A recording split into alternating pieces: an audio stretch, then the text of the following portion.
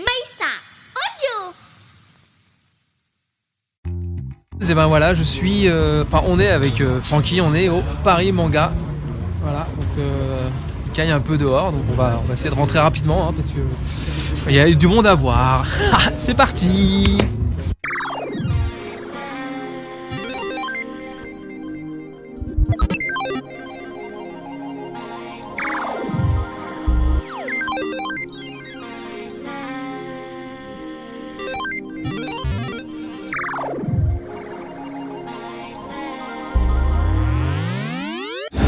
Donc là je suis avec Anaël, voilà, qui est responsable du stand de Bumblebee Paris. Voilà. Et donc je vous cache pas que je lui ai demandé de venir dans mon émission, elle a accepté directement.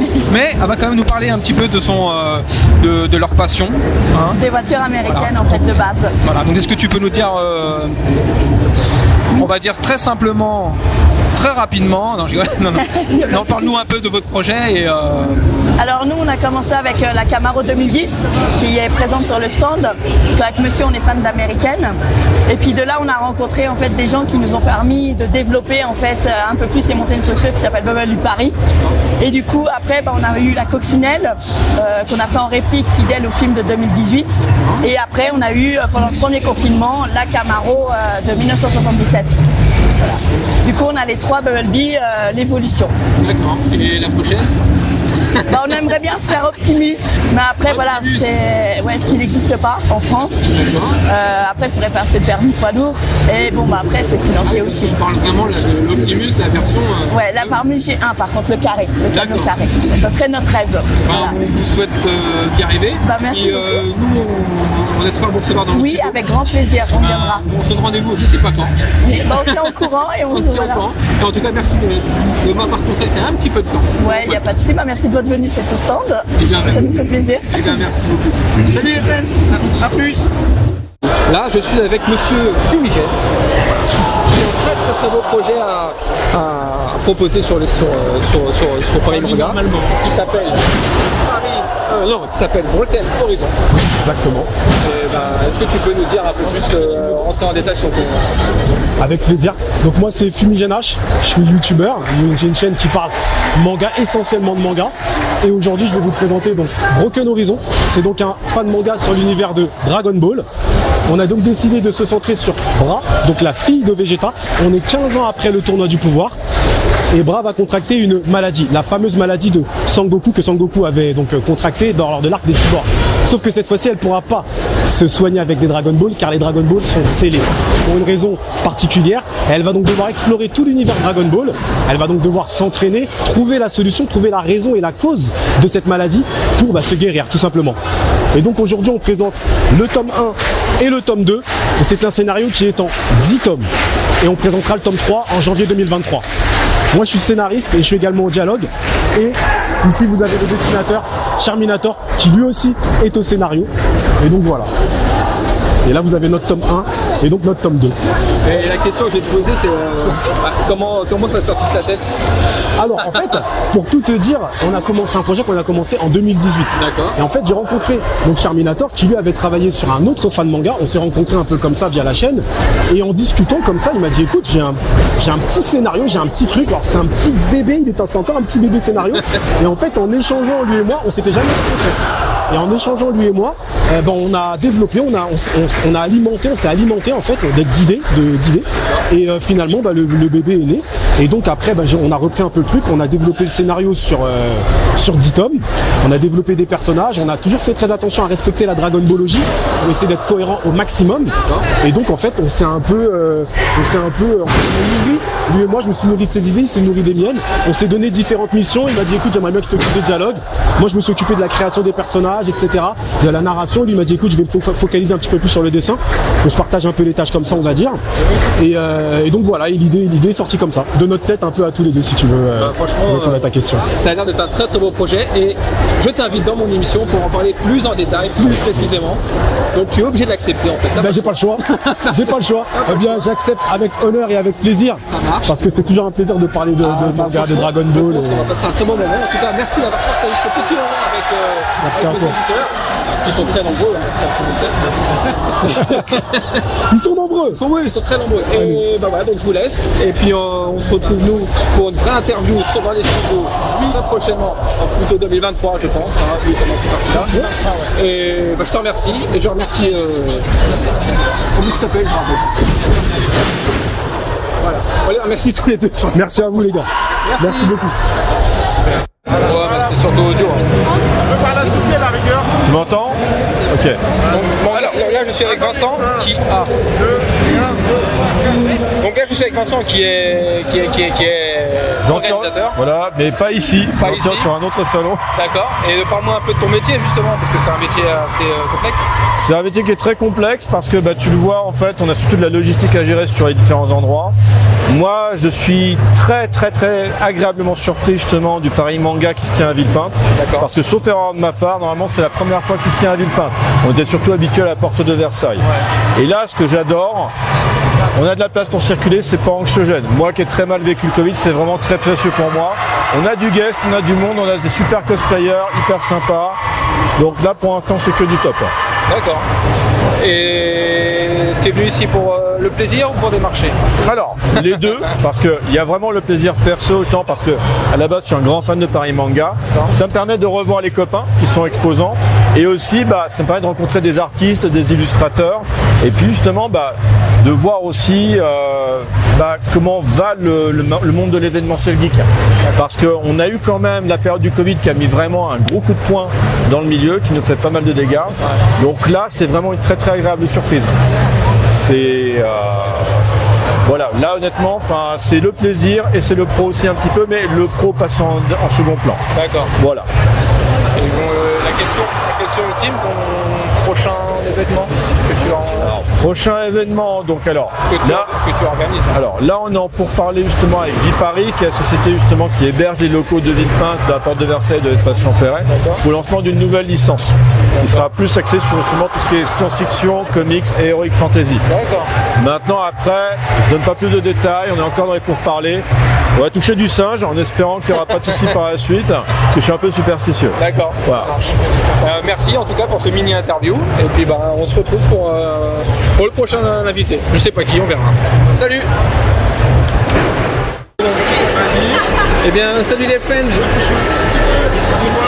Salut les friends, je suis avec Archna, voilà, qui est dessinatrice. Je suis mangaka. Mangaka, voilà. Et je vais lui demander en direct, est-ce que déjà tu veux venir dans mon émission? Bah écoute, oui, ça m'intéresse bien. Oui, donc c'est bon, c'est enregistré comme ça, c'est fait. C'est signé, mon Dieu. Voilà, c'est bon. Est-ce que tu peux nous parler, allez, en quelques mots, quelques phrases plutôt, de ton grand projet? De mon grand projet. Alors, déjà, je suis mangaka. Alors, donc, je suis fonctionnaire le jour et mangaka la nuit. D'accord. Ça, c'est mon secret. Il n'y a aucun souci là-dessus. Hein. Et donc voilà, en fait, je suis autodidacte et je publie en fait ma BD sur Webtoon, en fait, en prépublication, histoire de me créer une petite communauté. Et puis après, voilà, quand j'ai un chapitre de prêt, je le publie et je le présente dans divers festivals comme à Paris Manga, Japan Expo ou le Quai des Bulles, mon festival chouchou. D'accord. Voilà. C'est très gentil d'avoir répondu à ma question. Merci. Les autres questions, je les garde pour l'émission. Bah oui, sinon, quand même. On va pas tout dévoiler tout de suite. Donc je te remercie d'avoir consacré quelques minutes pour moi et pour mes abonnés. Et puis pour les tiens, je pense. Bah oui, j'espère qu'ils viendront du coup. Oui. Et je te remercie. Avec plaisir. Salut les friends. Ça a été ? Salut les friends, alors là je suis avec Monica qui a créé quoi? Un manga en 2 tomes qui s'appelle Le Chat et le Nuage, qui est publié de manière indépendante. Donc c'est moi qui ai vraiment tout fait. Tout fait de A à Z. De A à Z. Et est-ce que tu peux nous pitcher un petit peu l'histoire? C'est l'histoire d'un chat passionné d'aviation qui aide un nuage à retourner dans le ciel. Et ce, malgré les réticences de son frère qui lui ne veut pas que Milo, c'est le personnage principal, prenne l'avion. Et d'où c'est sorti en fait cette idée? Qu'est-ce qui t'a inspiré? Alors, en fait, c'est parce que quand j'étais à la fac, j'étais en école d'art à Florence, en Italie. D'accord. Et donc, je prenais souvent l'avion pour faire les allers-retours France-Italie. Et j'avais toujours la tête dans les nuages. Donc, et je me suis dit, tiens, qu'est-ce qui pourrait aller bien avec un nuage? Quelque chose de tout doux, tout mignon? Bah, un chat. Et de là, petit à petit, l'histoire a commencé à se faire, à se développer. Voilà. Voilà, elle en perd. Ouais, j'en perds mes Donc tu as sorti deux tomes. 2 tomes, c'est ça. Tu as prévu d'en faire une centaine. J'aurais aimé, mais malheureusement. Non, l'histoire est complète là sur les 2 tomes. Par contre, j'ai d'autres idées pour de futures histoires. On peut trouver dans plusieurs conventions, dont Paris Manga. Alors voilà, la Paris Manga, là c'est ma première, mais vu la réception que j'ai eue, j'ai vraiment envie d'en faire d'autres. Là c'est ton baptême du feu là. Exactement. Alors ça se passe bien? Ça super bien, j'aurais pas espéré mieux. Bon bah en tout cas, merci d'avoir consacré quelques temps avec moi. Bah merci à vous d'être venu. J'en profite pour t'inviter dans mon émission. Pas de souci. Donc c'est officiel, c'est enregistré. Donc c'est officiel, tu viens. Ah, je suis obligée, je peux plus refuser. Et en tout cas, je te souhaite d'aller très très haut. Merci beaucoup, Il a merci. l'air très très sympa. Je l'ai pas encore lu, donc je peux pas. Bah il est là, vous pouvez en profiter. Je vais que ça. Merci beaucoup. Pas de souci, merci à Merci vous. Monica. C'est bon, Francky? C'est bon. Bon bah salut les frères. Ah, attends, comment tu t'appelles? Raphaël. Raphaël, ouais, parce que je vais te présenter donc si Ouais, bien sûr, ouais. Salut les frères. Alors je suis avec Raphaël qui a créé, il va nous en parler parce que je voudrais bien qu'il nous explique un peu qu'est-ce que tu as créé. Alors en fait on a travaillé conjointement avec du coup Pommillade. On a en fait créé du coup un jeu de cartes à collectionner. D'accord. Facile à jouer, facile à sortir. L'idée en fait c'était de proposer en fait un petit peu comme Magic, Yu-Gi-Oh, Pokémon, mais ce côté beaucoup plus simple, beaucoup plus court et aussi ça s'explique en 2 minutes. Il n'y a pas les petits termes techniques et les trucs comme ça. Du coup on a créé Donjons et Procrastination. D'accord. Dans le principe de Donjons et Procrastination, en fait, on participe à un tournoi où on va s'affronter dans l'idée où en fait, on va à chaque fois invoquer des combattants. On va pouvoir leur mettre des petits soutiens à chaque fois et l'idée, ça va être d'essayer d'être plus fort que notre adversaire. Comment ça se fait? À chaque fois, en fait, on va calculer les valeurs de chaque carte, déclencher les effets de chaque carte et ensuite, on va aussi lancer des dés. Autant de dés que de cartes qu'on a misées. Si la valeur est plus forte au total que notre adversaire, on gagne la manche et on récupère nos combattants, on les met sur notre podium. Si on a plus de cartes que notre adversaire sur notre podium, on a gagné la partie. D'accord. Et d'où c'est venu alors? C'est sorti de ta tête? Enfin de votre tête? En fait voilà, c'est d'abord sorti en fait de la tête de Pommillade, c'est lui qui est l'illustrateur. Il a designé tous les personnages, il en a fait d'abord des cartes à collectionner mais sans effet. Et ensuite on s'est rencontrés sur un salon et il dit ce serait bien que j'en fasse un jeu à un moment. Il fait ça tombe bien, je suis game designer en fait et donc du coup on a créé ça comme ça ensemble. Et du coup on a travaillé sur le projet en fait depuis bientôt 1 an maintenant et on a pas mal crunché en fait de l'été jusqu'à maintenant pour pouvoir en fait sortir ça et aussi avoir une petite proposition. L'idée c'est justement qu'il n'y ait pas encore 4 milliards de cartes pour que ce soit aussi facile pour les gens de collectionner et de s'y mettre dedans sans que ce soit trop complexe. Et donc on a sorti un petit starter et aussi des boosters, comme ça il y a la possibilité aussi de développer le jeu. On s'est dit aussi que ça serait après au fur et à mesure malin qu'en fait les gens puissent y jouer à plus et en fait dans les règles du jeu on peut déjà jouer à 3, à 4, à 5, à 6 autour de la même table. D'accord. Est-ce qu'il y a des cartes spéciales? Alors tout à fait. En fait on a aussi non c'est une carte donc normalement c'est une carte spéciale. Du coup il y a en fait dans les boosters à chaque fois une carte parmi les 5 qui est gold. Du coup avec une rareté spéciale mais ce sont les mêmes cartes que le jeu. Donc l'idée c'était pas non plus d'avoir une rareté qui permette de gagner, un peu côté pay to win. On voulait éviter ça. Malgré tout il y a toujours des petites cartes un peu plus rares. Il y a aussi des cartes dans les starters qu'on ne peut trouver que très rarement. C'est la 11e sur 10 du starter. Donc voilà, ces petits trucs un petit peu rares. Il y a des petits côté collection quand même parce qu'on aime bien ça. Mais jamais non plus game breaker. D'accord. Voilà. Et c'est tout ça. Alors on trouve ça du coup sur le festival où vous trouverez Pommillade, mais aussi on peut le retrouver du coup sur la boutique en ligne de Pommillade directement. Pour le moment on n'est pas encore sur de la grosse production de marché de masse, c'est vraiment de l'auto-édition etc. Donc on le fait à petite quantité au fur et à mesure. D'accord. Donc ça c'est très sympa. Moi, merci, ça fait plaisir. Ouais, pour la collection, moi ça m'intéresse. Ça fait plaisir. Après, il y a plein de références aussi, à plein d'univers différents. On est vraiment baigné dans la pop culture, donc on va avoir aussi beaucoup de références à droite à gauche de plein de domaines différents.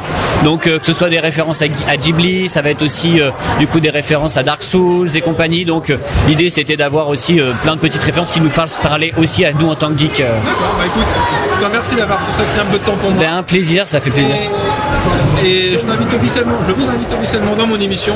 Comme c'est enregistré, vous avez dit oui, donc vous venez. Je suis obligé, voilà. En tout cas, je te remercie à toi. Un grand plaisir. Et puis on se revoit très vite. À très vite. Tu pourras me donner ton... Salut les friends, cette fois je suis avec Mathieu qui est créateur de jeux vidéo, c'est ça? Oui. Bon, en gros, explique-moi en 2 mots ton projet. Alors, le projet s'appelle Dagada Story. C'est un puzzle platformer qui est développé, que je développe depuis 2 ans. Je me suis encore donné 1 année pour le créer. Et en fait, l'idée c'était que j'avais envie de répondre à une question que je me posais il y a quelques années. C'est est-ce que j'ai envie d'en faire mon métier? D'accord. Et c'est pour ça que là, je travaille dessus, on va dire sur mon temps libre parce que j'ai un boulot à côté. Et voilà, la mission c'est réussir à faire un jeu qui me plaît et qui arrive à plaire aussi au plus grand monde.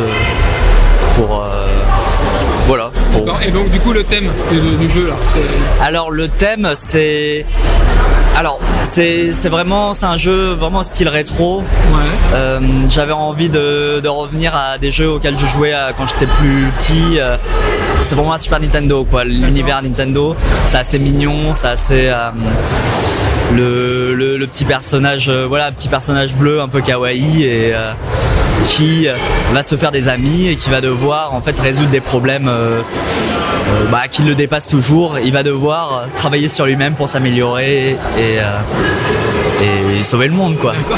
Tu es tout seul? Tu travailles là-dessus? Alors ouais, c'est un projet sur lequel je travaille tout seul. On va dire, c'est moi qui suis le porteur de ce projet. Après dans la réalisation, moi c'est l'impression que ça me donne, dans la réalisation d'un tel projet, on n'est jamais tout seul. On a toujours des amis là. Par exemple pour la convention, je suis accompagné de potes qui m'aident. Il y a plein de gens qui viennent pour tester. Sans tous ces aides, sans tous ces retours, c'est impossible de faire quelque chose de bien quoi. Donc et également j'ai été aidé pendant 2 mois par un élève en game design qui m'a appris vraiment à comment faire ça parce que moi j'y connaissais rien du tout. Et également pour le son, là je vais être accompagné par quelqu'un parce que je me sentais pas en fait de pouvoir le faire. La musique, la musique, ouais. C'est un truc différent. Et où est-ce qu'on peut voir ton travail en ce moment? Alors j'ai une page Steam qui est disponible. Après, j'essaye d'être sur les réseaux le plus possible, Twitter principalement. D'accord. Et également, j'ai un Discord où j'essaie de réunir un maximum de monde. Et je leur donne des news aussi pour avoir des tests. Pour obtenir des tests au plus près avec les gens vraiment être Tu fais tester les jeux à tes amis, à ton entourage? À mon ami, à des amis, ouais, à des amis, à l'entourage, voilà, dans les conventions. Je profite de ça en fait pour vraiment faire du game testing. Vraiment un maximum de monde. En fait, sans test, un jeu ce type de projet, ça ne peut pas fonctionner sans test, sans itération et recommencer quoi. En tout cas, merci Mathieu d'avoir accepté de venir discuter. Enfin, t'es pas venu, c'est moi qui suis venu vers toi. Merci beaucoup. Dans mon émission. Ouais, avec plaisir. Et tu nous raconteras plus en détail ton histoire et ton projet parce que ça a l'air d'être un projet très très très intéressant. Je suis en train de regarder ça, là, ça a l'air sympa. Merci beaucoup. Et je te souhaite en tout cas de bonne continuation en attendant qu'on se revoie. Merci, à bientôt. Merci Mathieu. Salut.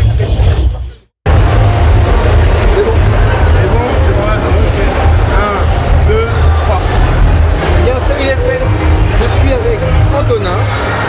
Antonin, tu vas nous parler un peu de ton projet parce que je trouve que ton projet a l'air très très très sympa, très intéressant et j'aimerais que tu nous fasses quelques mots avant de te recevoir dans mon émission. C'est officiel, tu es invité dans mon émission. Merci beaucoup. Parle-nous un peu de ton projet. En gros, je suis auteur de light novels. Le light novel, c'est des petits romans de poche qui reprennent les codes du manga, donc des romans de petite taille, en plusieurs tomes, et qui contiennent également quelques illustrations en noir et blanc. J'adore les romans de poche, j'aime beaucoup les light novels japonais, et du coup, j'ai tout simplement créé les miens. D'accord. Et d'où c'est sorti?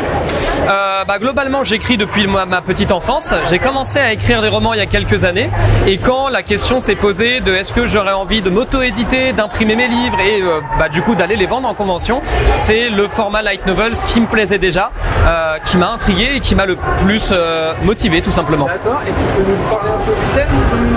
Bien sûr, il y en a pas mal.